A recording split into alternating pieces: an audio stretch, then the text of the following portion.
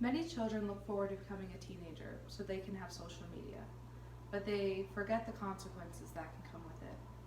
Social media has been harmful for years towards the young age because it can ruin their self-esteem by comparing themselves to others, cyberbullying, and their sleep schedules. With the use of social media being the number one way for people to communicate, that also means everyone's face is in their phones, missing out on the real world. Social media makes it harder for people to communicate when they come face to face. Sleep is very important to not only to teenagers, but everyone else as well. Teenagers can be very mean while going through puberty, so it's also important that they get their sleep.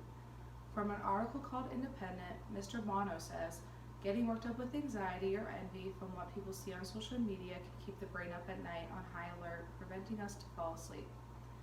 Also, having a device near you when you sleep can affect your night's sleep.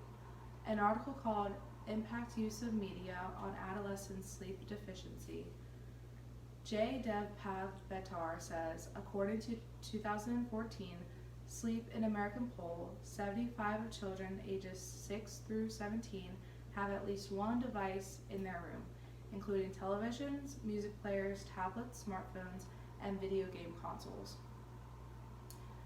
Having a bad sleep schedule can increase the risk of depression and anxiety. Cyberbullying is a big issue in today's society. It is the leading cause of teenagers' depression. Cyberbullying affects the way people feel about themselves. An article called Pew Research says 95 of U.S. teens have been bullied or harassed online, and a similar share its major problems for people their ages. The most common form of bullying is name calling. Also from Pew Research says 42% of teens have been called offensive names online, via, or telephone.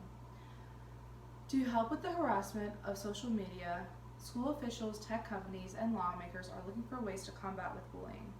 Some schools have also punished students for their actions, even made outside of school.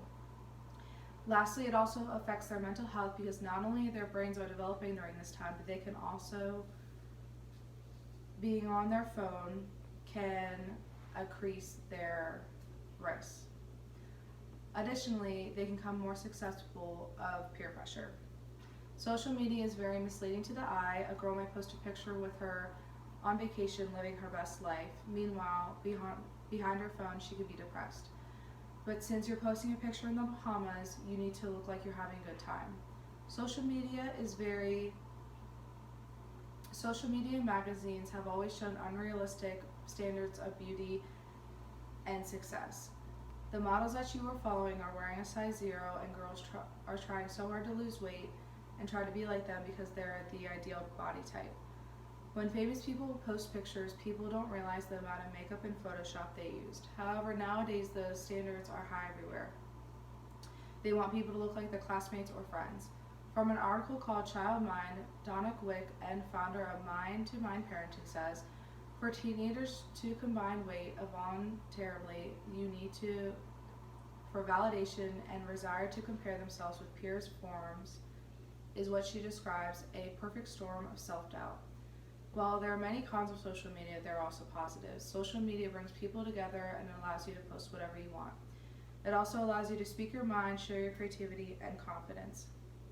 Social media has a lot of negative effects on teenagers these days, but we can prevent depression and anxiety by showing more positivity in the world of putting our phone down and focusing on what's in front of us.